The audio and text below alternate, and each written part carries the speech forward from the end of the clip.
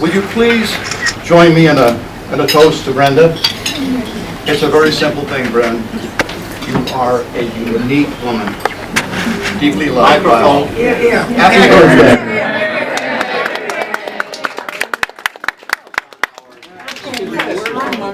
Children, please come on up for a moment. And then, after the family, Brenda would like to thank you all in a very special way. Let's see, which twin are you?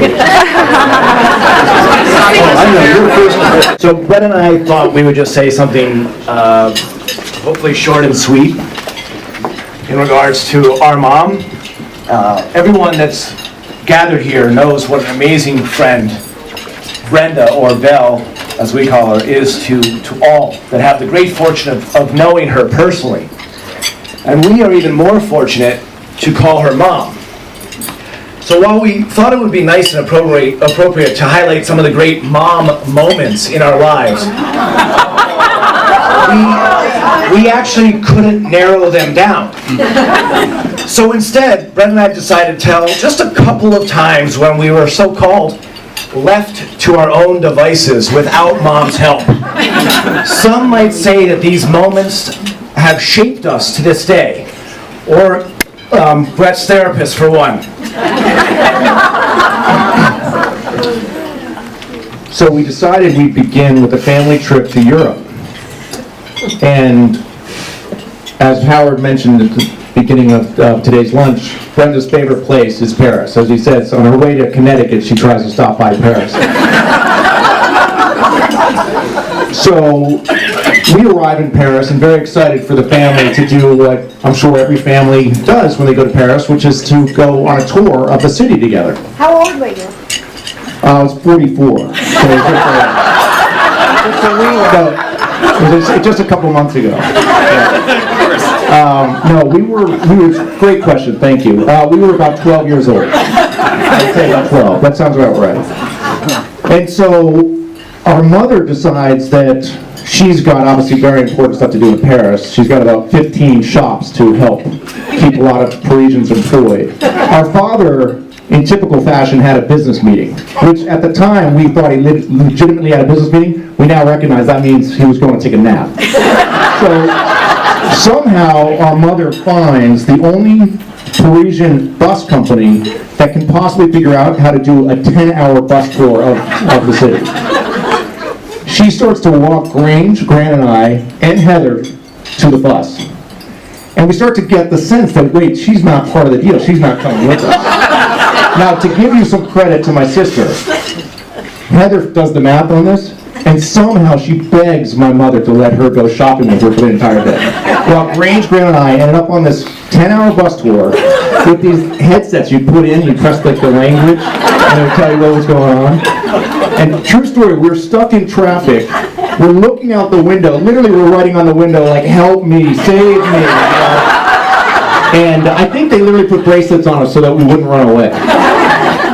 We look out, and there is our mother and our sister coming out of Yves Saint Laurent. They're filled with bags. We're banging on the window. We're banging on the window, trying to get their attention. And this, I'm still trying to recover from this. Literally, our mother looked through us. Literally just looked through us. But Heather didn't have that guile. Heather's literally going, the boys, the boys, the boys.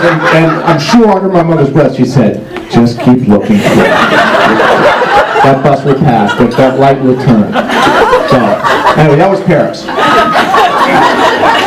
So now we leap forward a few years to that big day in everyone's life when they go off to college, which for Brett and I was going to Brown University together. And we remembered how only just a few years earlier, when Grange went off to Brown, we all went up there as a family to help him get settled in, make his bed, meet his roommate, meet the roommate's parents. We spent an entire weekend. We made a real adventure of it. Yet, somehow for the two of us, what we recall is Brenda and Howard, Mom and Dad, were on the tennis court. And they were in the middle of a very important doubles match. And from the distance in the driveway, we hesitatingly told them we're heading up to Brown. Perhaps they misunderstood us and thought we were actually saying, we're heading into town. We do know that they went on to win that set.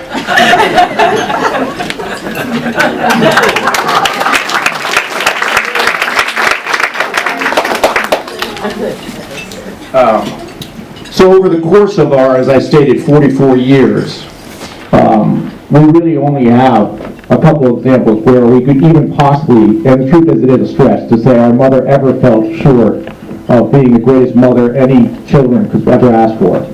So it's only fitting that we end with an appropriate story and the one we love to tell. When we were in London and my mother goes racing into a restaurant and grabs the hostess and says, I need a table right now. I've got a starving baby. I have to feed my baby. Oh my God, ma'am. I'm so sorry, ma'am. I'll get you a table right away.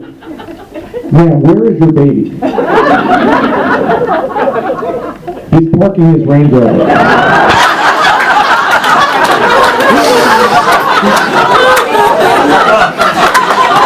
So, Mom, on the celebration of your birthday, you are absolutely the best mom that anyone could ever ask for, and no matter how old we actually get, we will always be your babies.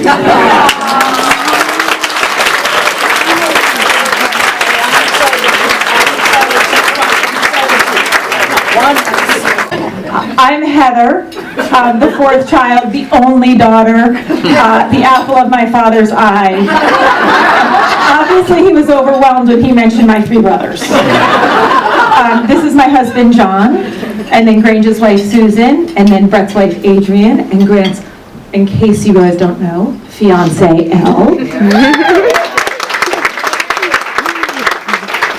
So when I was thinking about Mom's birthday, I honestly said, I thought of a few things. I thought, okay, if I'm going to speak, I'm going first, because I don't want to follow them. I also was thinking that numerous times I've got to stop and sit and think about my mom, and I honestly haven't had very many quiet moments to stop and process my love and admiration for my mother. And this morning when I was having my hair blown dry by the woman who's been blow drying my hair for over 20 years and knows the family intimately, she goes, so what's the big surprise? And I said, I don't even have one. And she said, well, I'm sure you'll come up with something great to say. And so in the back of my mind, I've been thinking, well, what could I say? What could I say that would be different than all the other occasions where my family members, we stop and we roast one another, lovingly and sarcastically and in great humor and admiration. And I said, okay, well, I don't want to cry. And then I said, well, it's hard for me to think about my mother without thinking about my father. Because at the age of 40, breathing down the neck of 41, and having 4 children over almost 14 years, every day, every second, I have more respect and admiration and appreciation for my mother and my father.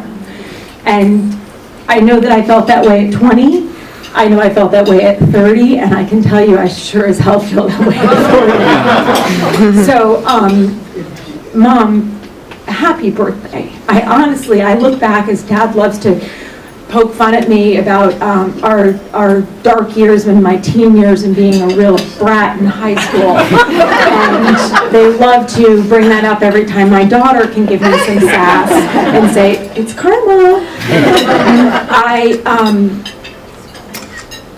I can't, when people ask me about my parents, I honestly say I'm the luckiest girl in the world. I am so fortunate that I have extremely active, healthy parents. You set an incredible example. I look at my plate and it is so full, and it is so full of love and chaos, and the fact that whenever the plate tips, which is so often, you're the first 2 people that we count on, and that no matter what you're doing, you always drop everything.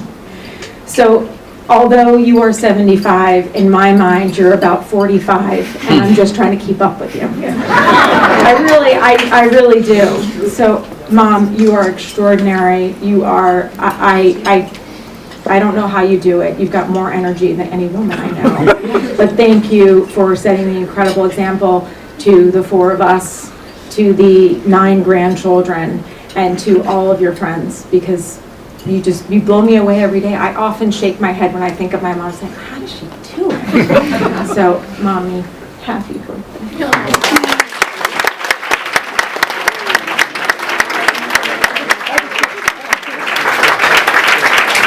But we all went to good schools, we're all educated, we all have lovely families and grandchildren, so I think that's really not the appropriate bar. I think not only did no one starve, we're all well educated, and we do owe it to Mom, because Dad really wasn't there to do it. Mom did make it happen, and she made a lot of other things happen with incredible involvement in schools and charities and church, and now the Republican Party. And so, Apologies to the Democrats. we really did, I think, in not the easiest of times, educate, feed us, and show us love, Mom and Dad. But this is Mom's birthday, this is about Mom. And I just want to say thank you for doing more than feeding us, for being there, and for loving us. And who knows? Maybe New York Senate seat. My wonderful, adorable friend, Susan Caskell, in this very, very room, 25 years ago. Susan, where are you? Raise your hand. There you are. In this room 25 years ago, for my 50th birthday, she made a toast and she said, being Brenda Johnson's friend is wonderful, but very expensive. So to all of you in this room who know what that means, thank you. There are a few people who I would like to, of course, acknowledge everyone in this room, but that would be too long. But there are a few people who I'd like to acknowledge. First of all, Diane Johnson, where are you? Stand up. Diane, my longest known friend. We grew up together from childhood in Forest Hills Gardens. We've known each other for over 70 years. Great childhood, forever. So glad you came in, Diane. Thank you. Absolutely great. My wonderful friend Barbara Fishman right here. We taught school across the hall from each other in Bedford-Stuyvesant, Brooklyn for 7 years. We could write a book. My adorable and treasured friend Merle Kane. She introduced me to my husband Howard Johnson. She was my business partner for almost 30 years. People said we would never be successful because we were always laughing. And we had a great deal of fun. So we were very, very, very lucky. My wonderful friend Sharon Baum. Where is Sharon? We've known each other as of today for 50 years.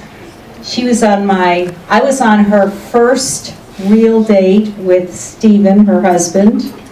And she was on my first real date with Howard. So that's pretty amazing. Marianne Legato, where are you? Are you still here? She had to leave. Okay, my doctor, Marianne Legato, saved my life in 1985 and will be responsible for my still being alive in 15 years so we can all be together for my 90th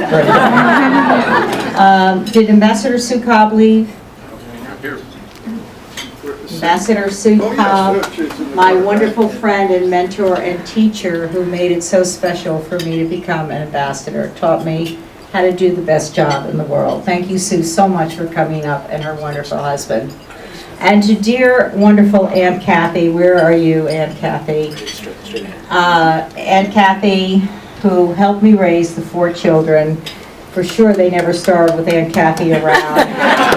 And her wonderful friend Herb, and last but not least Ted Bowden, who was the best man in our wedding and is the godfather to all of our children. So thank you all so very much.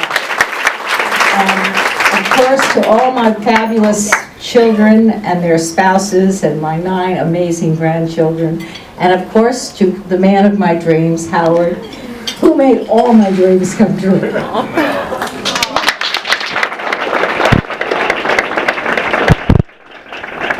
Speaking of dreams come true, one of my dreams was for Romero Brito to do my portrait. And Romero, will you please come up and stand next to me? Romero is one of the most wonderful friends anybody could ever have in the world, and I'm going to name drop. I did meet him through His Royal Highness Prince Charles.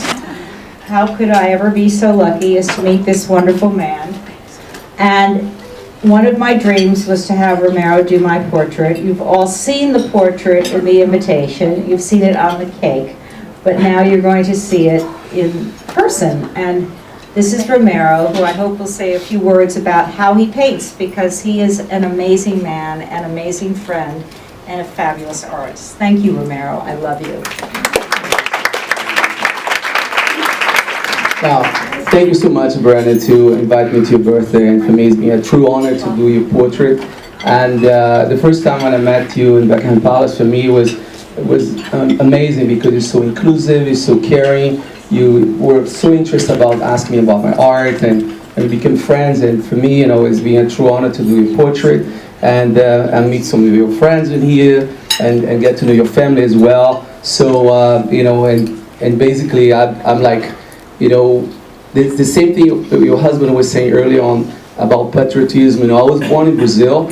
I live in America for about 30 years. I love this country, and I'm so inspired by what you have done, and by what you stand for, your family, about the country, and being like a lady like what you are. And for me to do your portrait, again, it's been a true pleasure and honor. And I know in years to come, people's going to enjoy more and more your portraits. So I can't wait to share with your friends. So.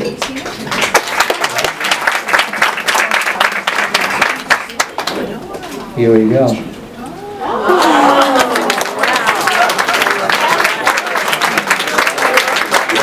Happy birthday.